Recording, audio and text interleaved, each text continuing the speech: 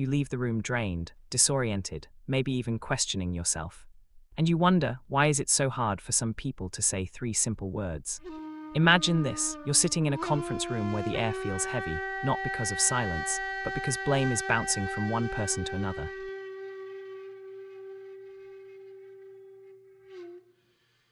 Everyone knows who caused the mistake. There's no mystery. And yet, instead of hearing ownership, you hear excuses. It wasn't my responsibility. The instructions weren't clear. If you had done your part, suddenly the problem itself disappears. You're no longer fixing anything.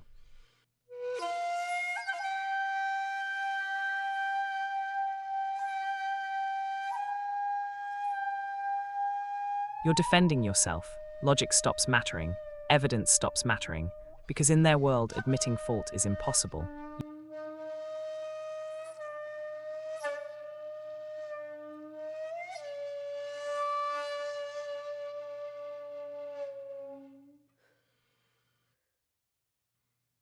I was wrong.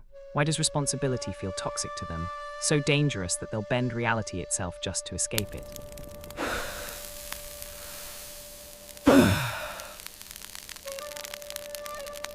Today, we're pulling that psychology apart, not to justify it, but to understand it. Because once you see what's actually hiding behind blame, you'll never look at it the same way again. Let's begin.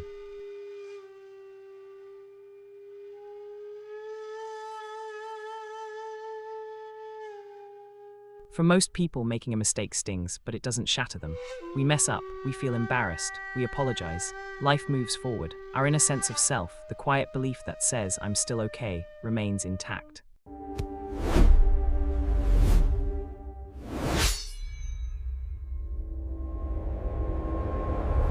But for a chronic blamer, that inner anchor is missing. One mistake doesn't feel like an error, it feels like total collapse.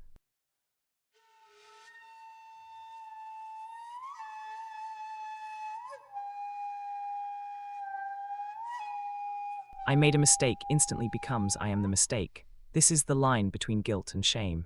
Guilt says, I did something wrong. Shame says, I am something wrong.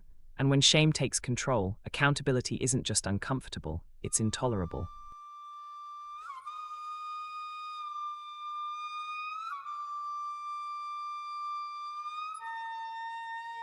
The brain experiences it as a threat to survival itself. To cope, they build something powerful and invisible, psychological armor.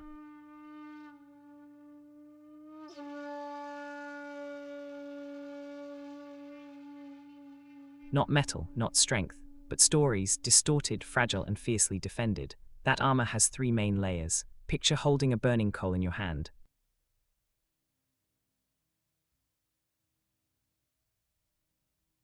The pain is immediate, you can't tolerate it. So what do? You throw it at the nearest person. That's projection. It's the mind saying, this pain doesn't belong to me, it belongs to you. The coworker who misses deadlines accuses you of being unreliable.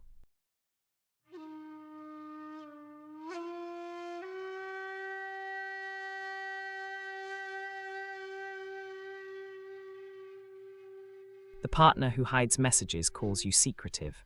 The friend who gossips claims you're judgmental. They aren't always lying on purpose. Often, their brain is rewriting reality on the spot, relocating their flaws into someone else. It's an unconscious cleansing ritual. If it's in you, it can't be in me. And here's the dangerous part. If you care about them, you may start believing it.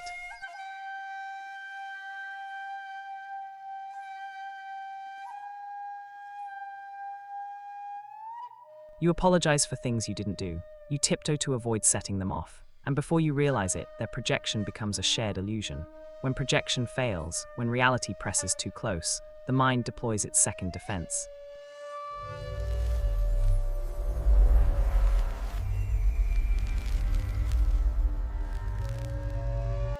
Denial is the emergency exit of the psyche. It slams shut before truth can enter.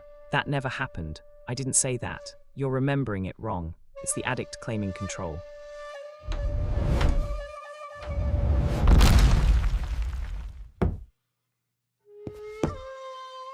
The unfaithful partner insisting it's not what it looks like. To outsiders, it sounds ridiculous. To them, it's survival.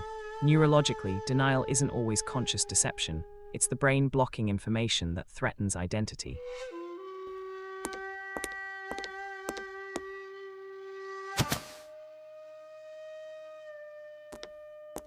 Think of it like a security guard at the door of the mind, refusing entry to anything that might cause collapse. So when you present facts to a blamer, you're not arguing logic, you're threatening who they believe they are.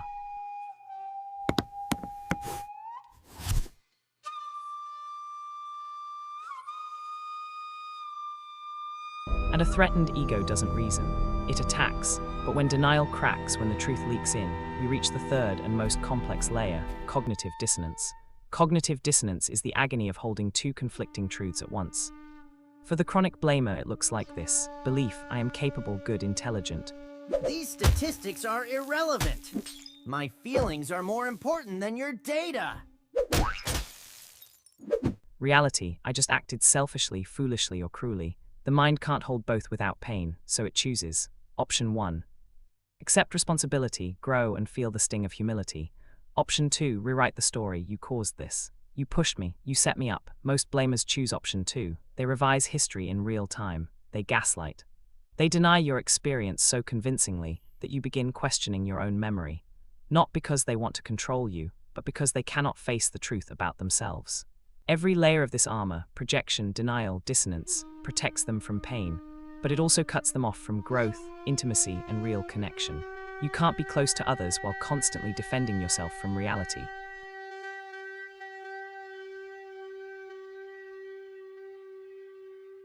And you can't be loved for who you are if you never admit who you truly are.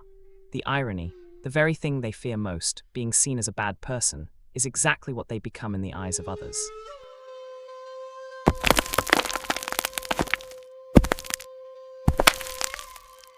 Not because they're evil, but because they refuse to be human. You can't argue with armor. You can only understand what it's guarding.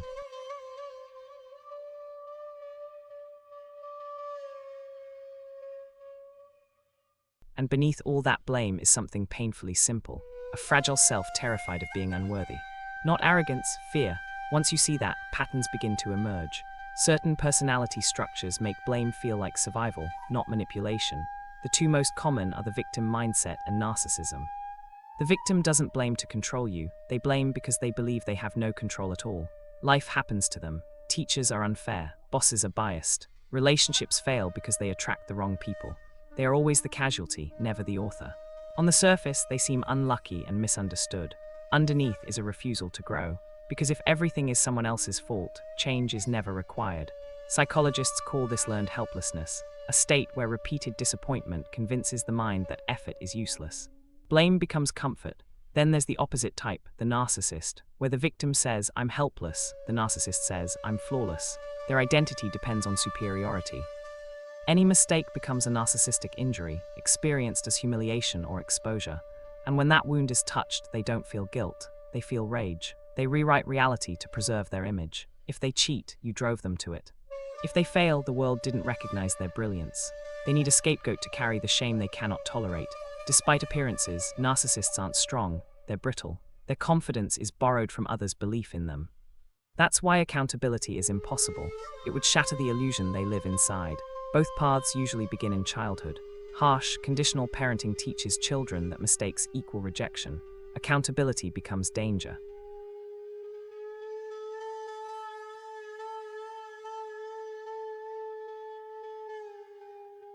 Overindulgent parenting teaches children they can never be wrong. Reality later becomes unbearable. Different origins, same destination. Adults who never learned emotional responsibility. Understanding this doesn't excuse them, but it frees you. You stop trying to fix what you didn't break. You stop arguing with illusions. And that clarity leads to the most important question. What do you do when you're caught in the storm? The answer is simple, but not easy. You stop playing the game. You pause and assess patterns. You respond with calm, I statements instead of defense. You anchor yourself in facts, not emotion. You set boundaries and enforce them. And when needed, you disengage, not in anger, in self-respect. Because you cannot love someone into accountability. You cannot reason someone into self-awareness. At some point, walking away isn't losing, it's choosing sanity. And when you do, something remarkable happens. The fog lifts, the self-doubt fades. You realize their blame was never truth, only projection. So remember this. Their accusations are not about you. They are about what they cannot face within themselves.